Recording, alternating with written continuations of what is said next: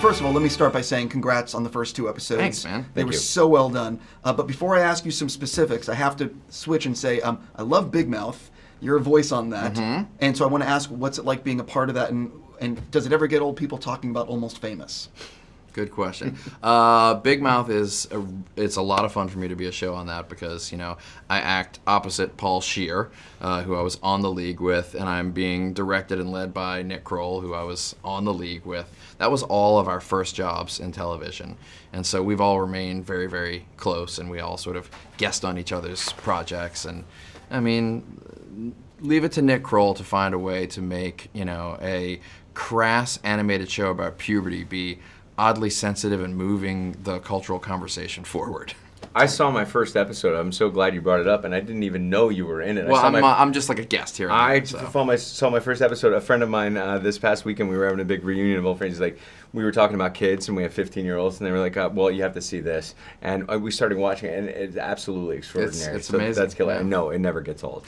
And it won't get old to be talking about having been on the morning show either. Because I'm about to jump in on this. let me just say, there are a few times, and as you get older, you begin to recognize when you're a part of something that has serious ambition. How it turns out, nobody ever knows. But you know, when Almost Famous came out, it didn't make a whole lot of money, and so it has grown over a period of time because of whatever authenticity Cameron Crowe added to it. And Kerry Ehrin, Jen, Michael, Reese, I mean, Mimi, they have put some authenticity into this and rigor in a way that I think.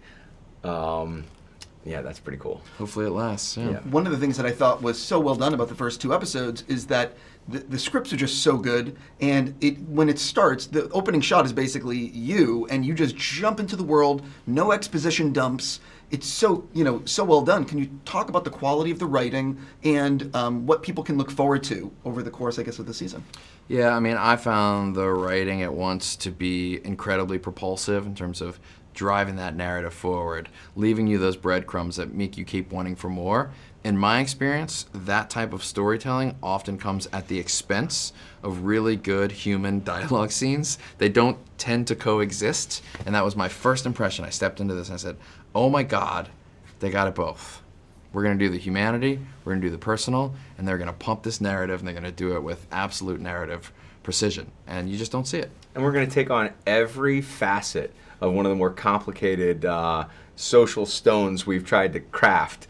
This one is really complicated for people to understand, and there are people on all sides of this narrative. And when you're talking about power structure and the dynamics in the workplace and how we create a level playing field, it's really hard to be humane about it because people feel a sense of urgency or a sense of protective power, and they want to stomp on any of the nuance. So to take on every single character with that level of humanity seems impossible, and yet somehow I feel like she's done it. Congratulations. Can't wait to finish up the show. Thank you so much for giving me your time.